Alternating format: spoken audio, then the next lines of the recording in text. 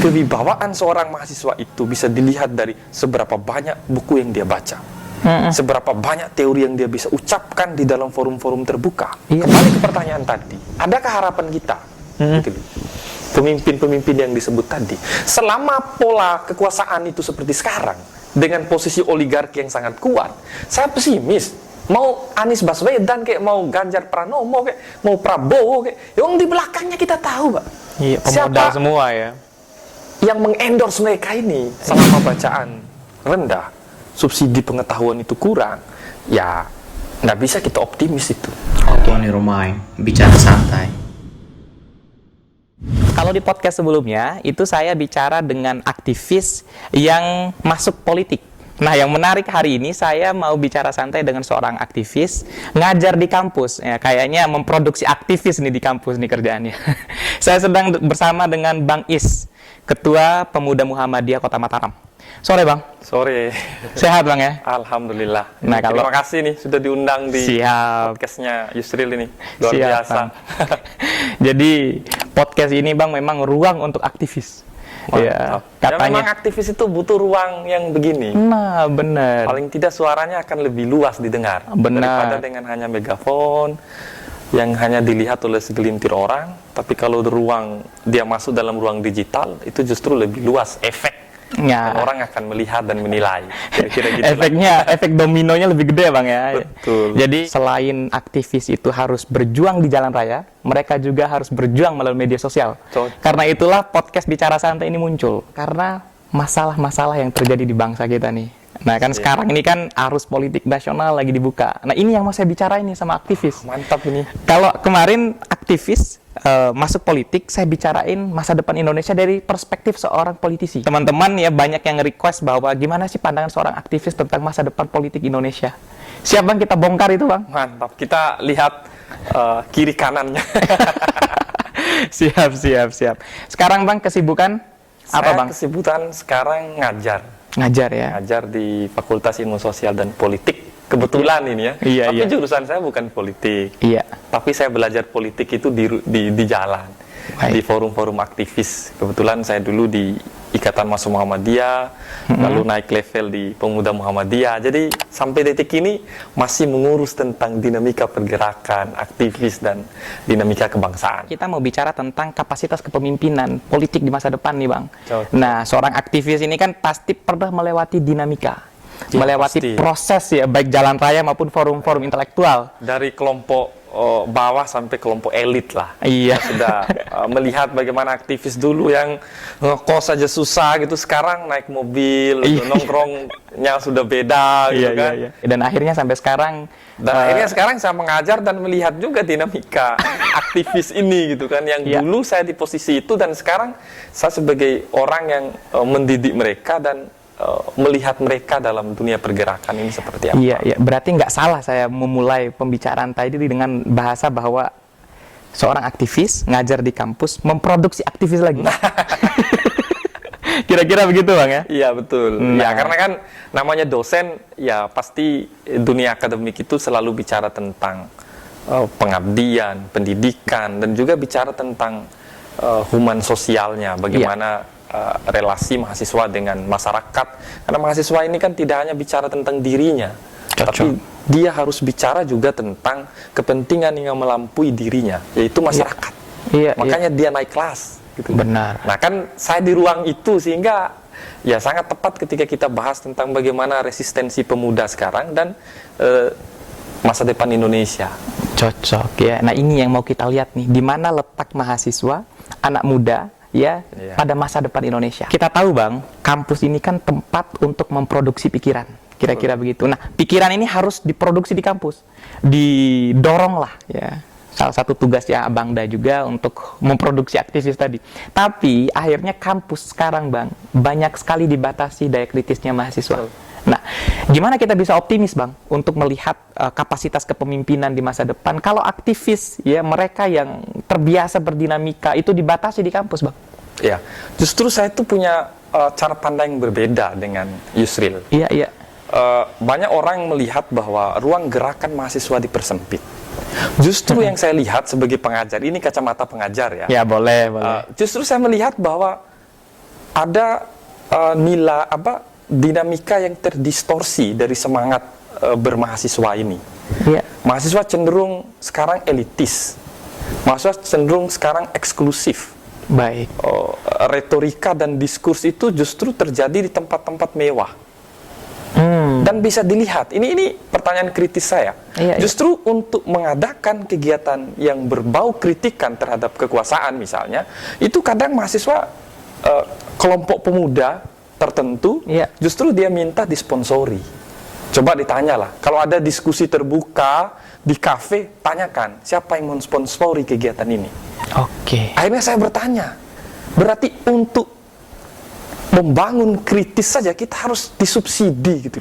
Pikiran kita untuk mengkritisi kekuasaan itu Ya. ternyata harus disubsidi. Ini kan ada persoalan ini yang Oke. terjadi di kelompok pemuda maupun mahasiswa. Zaman saya itu sebulan saya wajib beli buku coba. Iya. Sebulan itu. Kalau sekarang nggak nongkrong di kafe? Saya selalu bertanya ke mahasiswa Iya. itu, adakah Anda menyisihkan sekian rupiah untuk beli buku? Nggak ada, Pak.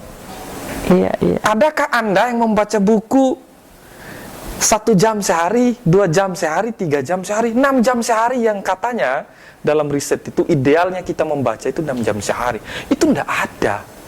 Lalu kita ingin membangun opini misalnya yang beredar di luar bahwa ada ruang gerak mahasiswa yang dibatasi. Padahal saya melihat justru terbalik. Mahasiswa terjebak pada hedonisme yang luar biasa. Artinya mereka sendiri yang membatasi geraknya. Mahasiswa sendiri tidak mulai berkurang ya, bukan tidak, ya, tapi berkurang untuk membuka cara berpikir, melihat dunia lebih luas dengan membangun kerangka berpikir yang utuh. Iya, Mahasiswa ini kan kelompok aktivis ini belajar dari media sosial, Iya. belajar dari apa yang dipublis oleh orang. Iya, iya. Mereka tidak belajar dari kerangka berpikir yang utuh. Iya. Kerangka berpikir yang utuh kan buku tuh. Dia tidak langsung ke sumber utama. Oke. Dalam Islam itu kan kalau ingin mengatakan sesuatu itu benar dan tidak, rujukannya Al-Quran, Sunnah. Sunnah, atau pendapat ulama. Iya. Harus yang paling kuat kan sumber utama kan, Iya. Al-Quran. Nah, sedangkan kelompok aktivis saat ini cenderung retorikanya dibangun dari konstruksi berpikir yang beredar di Twitter, di Facebook, Oke. yang itu bisa jadi ya, itu hasil produksi-produksi besar misalnya, Iya, iya. itu hasil propaganda media. Akhirnya kita terjebak pada arus yang diciptakan di media sosial karena bangunan logika yang dipakai itu tidak autentik gitu loh. Oke. Bahasa saya tidak autentik. Tidak Karena bagi genuine, saya ya. yang autentik itu Anda baca di buku, bukan hasil status orang yang Anda ucapkan lagi. Oke, Ini kan soal ini menurut saya. Iya, nah ini menarik nih teman-teman ya. Bukan ngelihat isu yang menari-nari di media sosial, apalagi lihat yang goyang-goyang. Nah kan mahasiswa sekarang kan sukanya Mahasiswa sekarang lihat sudah- yang goyang-goyang, scroll, wah keren nih like gitu Setiap kan. hari yang didiskusikan TikTokan. Iya, Itu beberapa lah. Tapi saya melihat ada satu soal besar ini, di mana memang tren mahasiswa ini orientasinya berbeda. Cara mereka berjuang itu berbeda. Oke. Kalau zaman saya, kewibawaan seorang mahasiswa itu bisa dilihat dari seberapa banyak buku yang dia baca. Seberapa banyak teori yang dia bisa ucapkan di dalam forum-forum terbuka. Iya, iya. Seberapa banyak buku yang dia beli. Iya. Itu kewibawaan zaman saya dulu. Kalau ingin dianggap berwibawa itu banyak buku di kos. Ketika teman saya datang, wah hebat ya. Padahal ya kadang juga kan tidak semua kita baca. Tapi Iya. budaya itu yang membuat kita akhirnya bahwa ilmu ini memang menentukan kewibawaan seseorang. Iya, budaya Hari ini intelektual ya. saya sudah tanya, setiap awal saya ngajar selalu saya bertanya. Pertanyaan saya sama. Siapa yang membeli buku dalam 1 bulan berapa? Atau pernah nggak? Saya kadang iseng nanya. Pernah dalam sebulan beli buku 5 juta? 5 juta, Pak? Buat apa? Mending beli iPhone kali. Beli skincare, dan lain sebagainya. Makanya saya bilang bahwa mahasiswa sekarang itu yang didesain itu bagaimana fisik ini sedemikian rupa Oke. mewah, Iya, tapi pikiran kosong. memang sih Bang, saya perhatikan memang ada semacam pergeseran nilai intelektual. Kalau dulu kan di kampus itu orang identik dengan ransel. Sekarang datangnya pakai tas kecil. Belum kita bongkar isi kepalanya, isi tasnya udah kita tahu nggak ada buku, Pak. Ada punya catatan. Bener-bener. Makanya kadang saya bilang kampus yang harusnya diskurs akademik intelektual itu kencang gitu loh. Tapi karena kebiasaan lifestyle-nya berubah sedemikian rupa, Ya. maka akhirnya kampus itu sunyi gitu loh dari perdebatan pikiran. Cocok. Misalnya inilah, dia demo misalnya. Demo kan, pegang megafon, kumpulin orang. Tapi ketika diajak dalam satu ruangan berdiskusi tentang isu, Iya, iya. cenderung mereka tidak mau. Ini kan di hadapan orang banyak seolah-olah berwibawa, tapi ketika pikirannya kita adu dengan data, dengan pembuktian, Iya, itu justru tidak mau. Dulu itu bangga kalau kita diajak audensi itu. Berwibawa Kalau saya. sekarang nggak mau audiensi, maunya Nggak megafon mau aja. di ruang terbuka. Saya dulu maunya harus audensi. Iya. Karena disitulah saya bisa head to head secara Cocok. pikiran Cocok. dengan pemangku kekuasaan. Nah, Saya bisa nunjuk orang dengan data yang saya bawa. Terjadi reorientasi gitu. reorientasi. Jadi cenderung pragmatis mungkin. pragmatis dan entertain gitu. Yang Oke. penting terpublis di media, yang penting di media sosial muncul. Iya, iya, Selebihnya udah, nggak usah tanyakan substansi dari gerakan itu, apakah merubah keputusan atau justru keputusan itu berlanjut sedemikian rupa. Oke, oke. Sehingga wajar ketika ada demo tapi tidak ada hasil. Nah, itu yang banyak, Bang. Itu yang terjadi. Demo nggak ada hasil, akhirnya publik mahasiswa demo-demo aja. Akhirnya apa? Ribut-ribut Saya aja. melihat sedih juga saya citra mahasiswa akhirnya kurang bagus. Oke. Karena ketika dihadapkan dengan head to head oleh pemangku kekuasaan misalnya, kita tidak punya data, literasi kita rendah. Ini yang membuat akhirnya gerakan mahasiswa terdistorsi.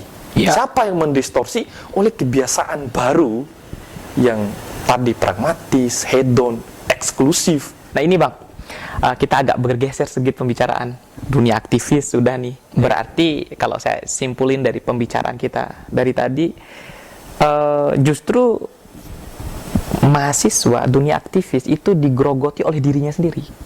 Bukan justru dibatasi oleh kampus. Di kampus itu sekarang memang orientasinya dia sudah bicara tentang produk.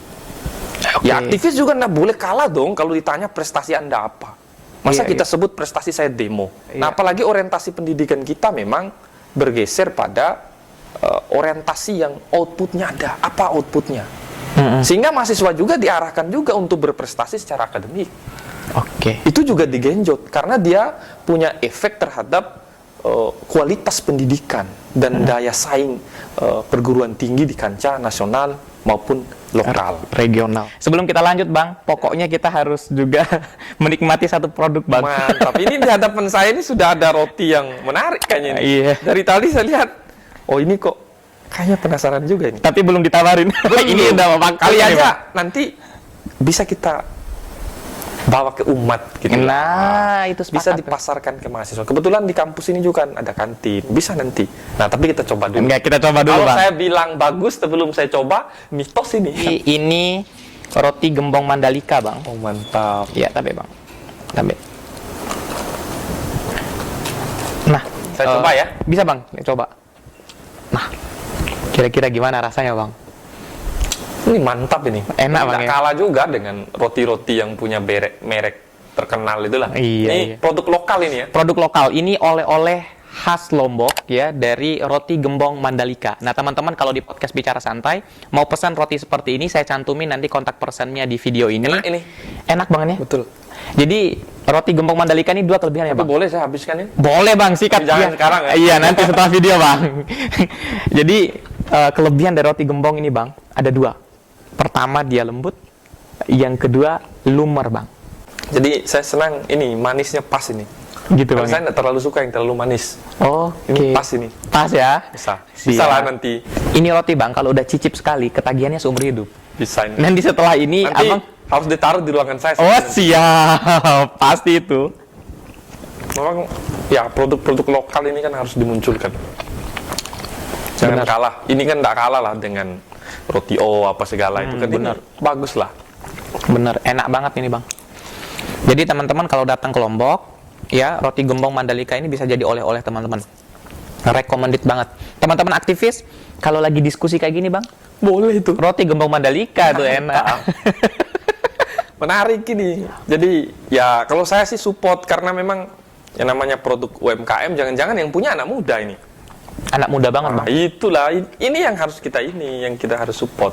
Rotinya menurut saya enak, mantap lah. Kita lanjut, Bang. Oke. Kita lanjut atau gimana, Bang? Kita lanjut makan roti atau lanjut diskusi? Oh, nanti lah. Nanti Oke. saya mau makan banyak ini roti Oh, ini. siap. Jadi di belakang aja kita makan. Siap. Nah, kita bergeser pembicaraannya, Bang. Tadi kan kita bicara tentang kepemimpinan pada skop yang lebih kecil. Betul. Mahasiswa, aktivis. Ternyata memang sudah kropos dari awal. Kita selalu memimpikan pemimpin Indonesia di masa depan itu matang, ya, orang-orangnya hebat, luar biasa. Gimana kita bisa harapin pemimpin itu bisa matang dan lain sebagainya kalau dari kampus aja udah kondisinya seperti ini? Memang ini persoalan bersama ya. Ya. Yang kemudian harus kita carikan solusinya secara bersama. Tapi memang titik start masalahnya menurut saya adalah ketika mahasiswa sudah kurang membaca, kurang berdiskusi tentang hasil bacaan, kurang menulis hasil diskusi dari hasil bacaan. Iya. Menurut saya itu titik start yang sudah mencerminkan bahwa ada bahaya di masa depan tentang regenerasi pemuda, terutama nanti kita ingin ciptakan pemimpin-pemimpin baru. Kita bisa lihat bagaimana dia di kampus, Iya. bagaimana dia membangun budaya keilmuan, bagaimana dia membangun adab pikiran. Seperti yang saya katakan tadi, untuk mengkritisi kekuasaan kita itu disubsidi, Iya. disponsori. Coba zaman saya untuk buat kegiatan ini kita list donatur, kita datang ke senior bank minta tolong disponsori lah kegiatan kami, sehingga kami leluasa untuk bicara tentang kritikan, ide, pikiran. Sekarang ya namanya sudah disponsori, gimana kita mau leluasa untuk mengkritisi? Pasti Dan ada briefing. di samping itu juga ada ndak enaknya. Wong dia yang bayar acara saya, masa saya harus kritisi? Iya, iya. Itu kan sudah jadi pengetahuan bersama ini. Iya. Gimana harapan kita di masa depan kalau sudah begini konstruksi budayanya, kebiasaannya? Makanya yang ada adalah saya justru bukan saya menyebarkan pesimisme ya. Justru saya itu pesimis. Kebiasaannya tidak mencerminkan bahwa secara finansial mungkin meningkat, Iya. tetapi secara pengetahuan justru terdistorsi. Oke. Daya bacanya kurang, diajak diskusi terbukanya kurang, Iya, iya. pembelian buku menurun, lalu sumber informasinya dari mana? Google. Masa dia semua bersumber dari Google gitu? Padahal Google itu kalau bicara konstruksinya, itu kan hasil olahan yang sudah didesain rapi. Iya. Akhirnya apa kalau kita merujuk pada media sosial, maka kita akan berpikir seperti apa yang didesain oleh media mainstream. Kita tidak akan mampu bicara tentang behind, apa Oke. usaha, apa desain besar dari semua ini. Iya. Kita akan polos-polos saja. Yang dimuncul di media itu yang kita yakini benar. Padahal media mana yang tidak punya kepentingan? Iya, iya. Wong kita buat status saja punya kepentingan. Kecuali podcast bicara santai, Bang, nggak punya saya kepentingan. jamin lah. Iya. Ini kan karena saya tahu Yusril, Siap, aktivis. siap. Masa Siap, iya disponsori oleh hal-hal yang dalam tanda kutip. Saya kira Iya. saya juga ngikut beberapa diskusi gitu ya. Jadi original tentang apa problematik yang dirasakan oleh kita saat ini. Iya, iya. Nah, ini menjadi problem tersendiri, Bang, ya, di dunia pemuda, dunia aktivisme, dan lain sebagainya. Nah, berarti Abang nggak optimis melihat... Ya, selama oke. mahasiswa daya bacanya rendah, saya pesimis. Karena Oke. indikator yang paling terukur menurut saya adalah kalau bacaannya rendah, nggak mungkin maju kita. Anda lihat, kita lalu ingin head to head dengan Eropa gitu loh. Oh kan Amerika seperti itu, Belanda seperti itu. Lihat kebiasaan masyarakatnya dong. Iya. Kalau datang ke pantai Lombok di Senggigi, di Baca Gili buku. Trawangan, sambil pakaian yang sedemikian rupa itu yang kita kritisi pakaiannya, Iya. tapi otak pikirannya dia isi. Kita Cocok. pakaiannya tertutup, rapi, tapi kita main HP, baca jarang. Nah. Lalu kita ingin membandingkan head to head gitu loh. Saya kira agak masalah gitu loh. Iya, iya, iya. Makanya saya berpikir itu kenapa jangan-jangan perlu buat gerakan ya, berani membaca gitu loh. Oke, oke. Bukan hanya gerakan membaca. Berani membaca. Harus berani. Jangan-jangan mahasiswa sekarang, pemuda sekarang nggak berani lagi membaca. Nah, gitu. ini yang menarik nih, Bang, dari kalimatnya Abang, berani membaca. Berarti buku menakutkan, Bang. Nah, saya melihat justru kalau orang sudah tidak membaca buku berarti kan ada masalah dong. Oke. Iya, iya. Apa karena dia merasa bahwa buku ini sudah tidak berkualitas? Atau dia sudah merasa bahwa ada saluran instan yang langsung bisa dapat to the point gitu loh. Atau itu soalnya. Kalau itu yang diambil saluran instan itu, dia baca di media sosial, berita hasil opini orang, berarti kita tidak punya ruang langsung atau sumber utama untuk melihat kerangka berpikir dari masalah itu. Iya, iya. Sumber utama dari teori itu. Akhirnya apa? Akhirnya kita diarahkan, kita ngikut arus aja, bukan kelompok yang melawan status quo gitu loh. Akhirnya kita status quo aja lah. Apa yang dibicarakan oleh arus mainstream itu yang kita yakini. Itu yang kita yakini. Akhirnya kita tidak mampu menjadi minoritas yang memonopoli atau yang mencerahkan banyak orang. Saya ingat dulu baca Pramudia Anantatur, tetralogi ya, Iya. Bumi Manusia itu 4 itu, segini tebalnya itu kita selesaikan sebulan gitu.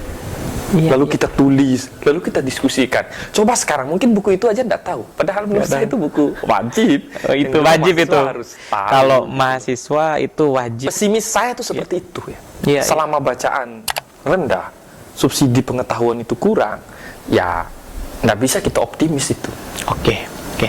Kalau di teman-teman IMM Bang, kira-kira ya, pengamatan Abang lihat ya aktivitas sama juga kayak gitu. Yang Bang? saya lihat ini hampir semua lah.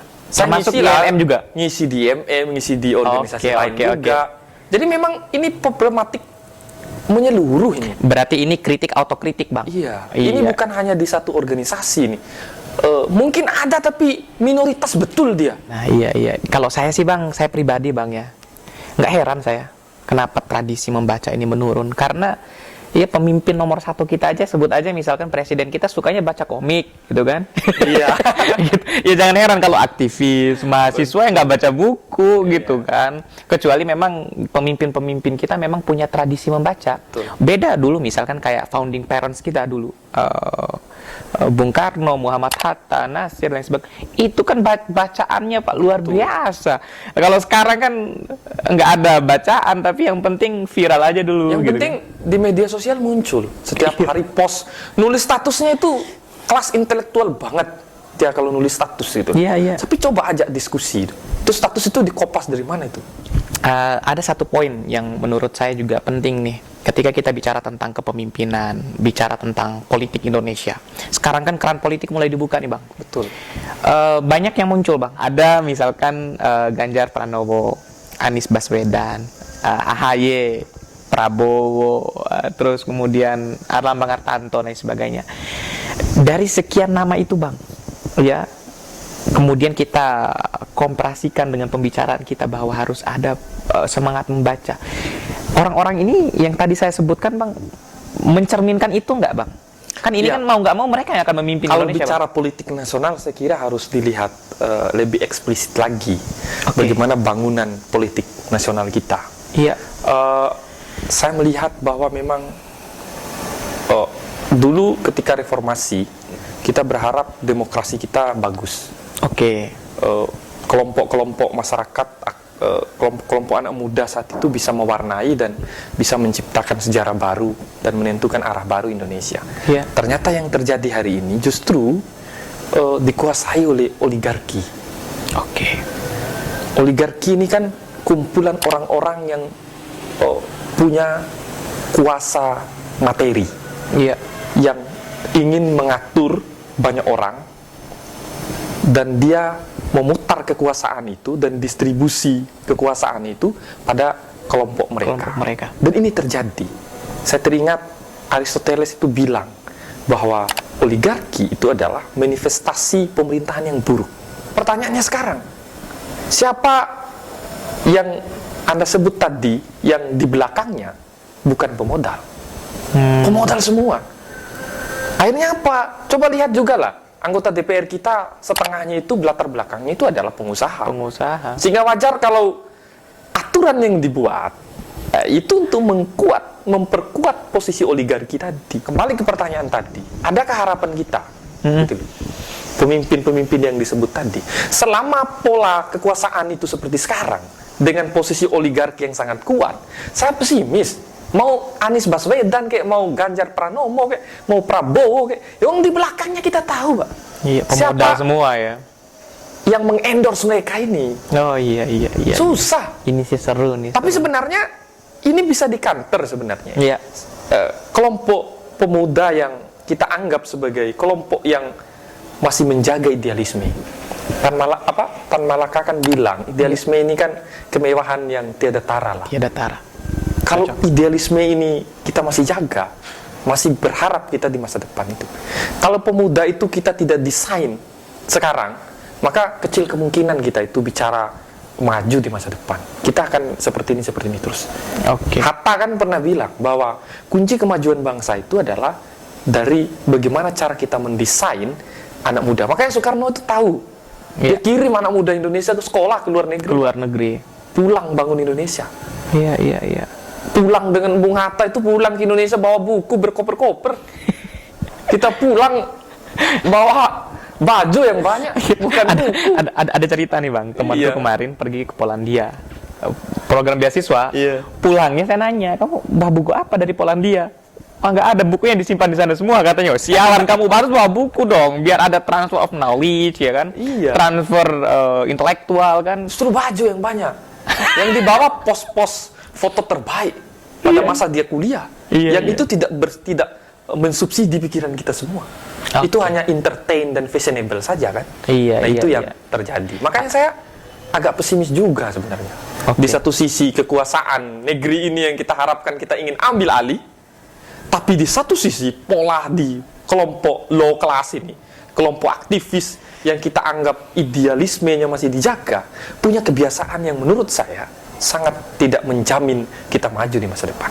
Oke, nice. Atau lebih parahnya itu saya ingin katakan bahwa dulu idealisme itu adalah indikator aktivis. Nah, sekarang ini bergeser pada pragmatisme sesaat. Oke. Akhirnya semua diukur, Bang. Apa ini kita dapat?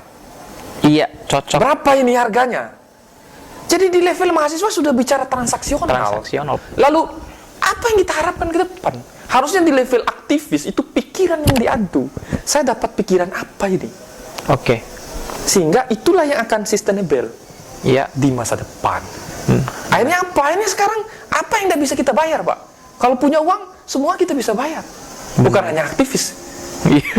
Kalau ini ya, bisa kita bayar. Bapaknya aktivis juga bisa kita bayar, kira-kira kayak gitu. Iya, makanya kalau katanya Sri Mulyani dulu ini sistemik. Iya. Bener. Kusut ini benangnya ini. Kalau kita punya uang, jangankan aktivis ya, dosen di kampus pun bisa dibayar itu oleh oligarki. Karena itu banyak sekali intelektual di kampus ya, yang dulu kita kenal sangat intelektual, tapi akhirnya membelot semua. Ketika dia masuk ke kekuasaan, justru dia lebih garang daripada yang pemilik modal. Ketika dia masuk ke kekuasaan, ya karena tadi memang kalau bangunannya instan, tidak ditata, paradigma berpikir itu tidak diisi, retorika, kata, paragraf yang masuk dalam memorinya tidak terekam dengan baik, yang ada kita akan ngekor. Benar. Ngekor akhirnya berharap jadi ketua, setelah jadi ketua kita bunuh yang di belakang, dalam tanda kutip. Oke. Itu yang terjadi gitu, Yusri. Nah, ini sebuah kondisi yang sangat dilematis. Di satu sisi anak muda harus terus muncul ya sebagai agent of change ya, agen yang bisa memberikan perubahan besar terhadap masyarakat, tapi di satu sisi ada polarisasi yang membatasi anak muda itu sendiri, yang mengkerangkeng lah bahasanya seperti itu, idealisme, kemewahan yang disampaikan oleh Tan Malaka tadi. Bang, tadi Abang sampein susah ya. Kita orang yang tidak punya modal ini mau mimpin bangsa, pesimis kita. Betul. Nanti di kantor Bang, Jokowi aja seorang tukang kayu ya, punya mebel, bisa jadi presiden. Gimana intelektual kampus? Nah itu kira-kira gimana Bang? Singkat Bang pandangannya. Ya, menurut saya ada harapan kita. Iya. Harapan itu akan tercipta ketika kita membangun kultur di bawah ini. Iya. Kalau saya kan akademisi, kerjaan saya mendidik. Kami misalnya di akademisi ya, bagaimana mahasiswanya agar mau membaca, mau berdiskusi, mau menulis. Paling tidak dengan cara-cara begitu, pikiran dia akan terbentuk. Baik. Kalau sudah terbentuk, ya kalaupun goyang sedikit nanti di kekuasaan gitu. Iya. Dan lewat begitu dia akan, kalau dia masuk kekuasaan, dia akan menjadi seorang oligarki yang pro terhadap mayoritas masyarakat yang low class 60% tadi. Bukan justru ketika dia masuk dalam lingkaran oligarki tadi, justru dia terbawa arus. Oke. Pikirannya harus diisi dulu. Benar.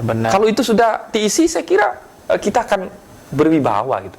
Kita Iya. punya kemampuan, daya nalar, daya tolak terutama. Iya, itu untuk paling tidak penting. terbawa arus. Iya. Arus besar ini kan. Iya. Ya memang dalam Quran itu bilang bahwa orang baik itu sedikit. Sedikit. Menjadi minoritas kelompok baik di tengah arus mayoritas yang menggoda ini kan tidak mudah. Iya. Tak mudah kita digoda oleh mayoritas kita ini. Tiba-tiba Yusril hobinya itu bawa buku, baca buku saja. Di tengah teman-temanmu yang hobinya nongkrong di kafe, ngopi di pantai, begitu aja kan luar biasa kemewahan yang ditawarkan Iya. ini. Lalu Anda ingin menjadi minoritas yang hanya baca buku, lalu baca buku itu kan jaminannya someday itu, suatu Iya, saat kan. suatu saat. Nanti yang saat ini nggak bisa kita tahu. Kadang berpikir, aduh saya bacalah, nasib kita belum tahu juga nanti. Iya. Ya bahasa-bahasa seperti ini kan harusnya hilang gitu. Benar. Nah makanya kecil atau sangat sedikit mahasiswa ingin menjadi minoritas yang berkualitas. Wah, minoritas yang berkualitas. Kira-kira begitu itu poin penting dari Bang Is ya. Saya percaya Bang satu quote bahwa masa depan itu dibangun dari apa yang terus kita lakukan hari ini. Jadi kalau kita selalu biasakan diri untuk membaca buku, mengisi pikiran, ya, mempertajam daya pikir kita, maka ya kita akan menggenggam masa depan. Kira-kira seperti itulah. Terakhir Bang Is, Siap. ya saya terpukau lah bahasanya seperti itu. Gini nih, kalau ada pertemuan pikiran, kita berbicara dengan orang yang bukan hanya suara, tapi ada poin di situ. Kan kebanyakan orang itu hanya voice-nya aja Bang. Betul. Tapi sebenarnya itu noise. Nah, kira-kira Bang Bang Is memberikan banyak hal sekali pandangan tentang anak muda dan nilai tawar anak muda di masa depan. Terakhir Bang, sebelum kita tutup podcastnya, harapan Abang untuk anak muda ya ke depan seperti apa? Harapan saya pertama, mahasiswa harus berani, anak muda ini harus berani berbeda, harus berani memilih jalan sunyi yang mungkin saat ini tidak bisa kita buktikan secara kuantitatif, secara kualitatif. Siapa yang bisa buktikan saya rajin baca lalu akan jadi orang sukses? Kan itu masih tidak bisa kita terawang itu. Tapi tradisi ini adalah tradisi yang diteruskan dalam sejarah, sudah dibuktikan. Ya. Nah, mahasiswa harus berani memilih jalan sunyi ini. Jalan orang-orang intelektual, jalan orang-orang yang memimpin bangsa ini, memimpin dunia lah. Ya. Ya, bacalah referensi tokoh-tokoh dunia itu, bacaannya kuat gitu. Benar. Dia harus berani nih, berani baca buku gitu. Iya. Berwibawa itu. Anda harus berani beli buku, baca buku, terus itu dimunculkan sebagai identitas. Iya. Bukan satu kebiasaan yang di-entertain sesaat, tapi kebiasaan yang menjadi identitas. Iya. Itu harus jadi identitas. Benar. Kalau itu tidak menjadi identitas dan itu hanya ingin mendapatkan pujian dari kiri kanan kita, saya kira anomali juga. Itu akan menjadi kamuflase juga. Iya. Makanya ke depan saya berharap kelompok pemuda ini harus berani berbeda, harus berani mengadu pikirannya, harus terbiasa untuk mengisi pikirannya dengan jalan tadi mengeksplorasi bahan bacaannya lebih banyak, supaya dia punya opsional yang banyak untuk bicara tentang solusi bangsa ini. Kalau bacaannya sedikit, gimana dia bisa memberi solusi yang banyak? Oke. Saya kira itu closing saya. Oke, Terima kasih. kira-kira begitu ya. Mahasiswa aktivis harus berani memilih jalan sunyi, jalan intelektual. Kalau katanya Bung Rocky, sunyi itu maknanya adalah bunyi yang sembunyi katanya. Jadi ada biasa. bunyi tapi dia sembunyi. Nah, terima kasih banyak Bang udah Siap. mampir di podcast Bicara Mantap Santai. ini. Sebelum kita akhiri podcastnya, kami dari podcast Bicara Santai punya satu souvenir. Mantap. Jadi souvenir ini support dari OC Plakat Bang. Oh iya. One Kreatif, tempat pembuatan souvenir paling recommended di Kota Mataram. Ini dia Bang, ini udah di depan kita nih Bang. Ini. Bisa diterima Bang, ini simbol intelektual ya, simbol keberanian anak muda untuk terus berpikir kritis di masa depan. Kira-kira seperti itulah Bang. Ini Bang, bisa diterima? Mantap ini. Siap. Nah, Oke, mantap ini. Saya kira ya ruang-ruang yang seperti ini harus terus hidup. Siap. Jadi tidak apa-apa dianggap kegiatan yang mungkin belum familiar saat ini. Ini kan kita sedang distribusi informasi. iya, distribusi pikiran. Jangan hanya kita menjadi konsumen dong. Iya. Acara seperti ini harus terus hidup. Dan Oke. bincang santai ini memang ciri khasnya santai tapi kritis gitu. Oh. Yang dibahas ini kan daging semua ini. Daging Kalau semua ini, Pak. Bahasa media ini kan Iya, daging iya. semua, kita kupas tradisi yang hilang yang menjadi kekhawatiran kita semua. Baik. Ini yang terus hidup. Saya berharap channel ini terus berkembang, konsisten, supaya pikiran-pikiran kelompok minoritas seperti saya ini bisa terus didengar oleh orang. Teman-teman di umat, insya Allah lah, ini viral lah di umat, harus viral ini dan harus subscribe, karena yang begini ini justru lebih berkualitas daripada hal-hal yang sifatnya YouTube yang berisi kegiatan-kegiatan gitu, Iya, yang iya. tidak punya faedah terhadap kemampuan dan cara berpikir kita. Wah, itu luar biasa. Terima kasih banyak Sama-sama, Bang Is Dinda. ya Siap. sudah meluangkan waktu dan meluangkan pikiran untuk podcast Bicara Santai. Siap. Teman-teman semua, terima kasih banyak. Mudah-mudahan ke depan kita terus bisa memperjuangkan kepentingan masyarakat dan podcast Bicara Santai terus memihak ya pada kepentingan mayoritas. Oke. Ya, kepentingan mayoritas ya artinya masyarakat ya Masyarakat. yang selalu merasa tertindas terhadap Harus pada kebijakan. kelompok low class gitu. Iya, Kalau siap. kelompok top kelas itu udah punya kekuasaan dan punya uang dia. Nah, karena itu kita bangun podcast ini untuk aktivis, untuk orang-orang yang akan terus memperjuangkan kepentingan masyarakat. See you teman-teman, saya Yusril Iza Mahendra bersama dengan Bang Is, seorang intelektual kampus, ya, aktivis dan sampai detik ini terus menjadi aktivis, ya, Saya aktivis sampai mati. sampai mati, berkomitmen untuk terus membangun aktivis dari kampus. Kira-kira begitulah, Bang Is. Siap. Izin Bang, Sama-sama, terima kasih Dinda. banyak. Terima kasih sudah Ya. diundang nih, luar biasa. Siap, sampai jumpa teman-teman di podcast selanjutnya. Assalamualaikum warahmatullahi wabarakatuh. Waalaikumsalam. Terima kasih banyak Bang. Siap. Mantap.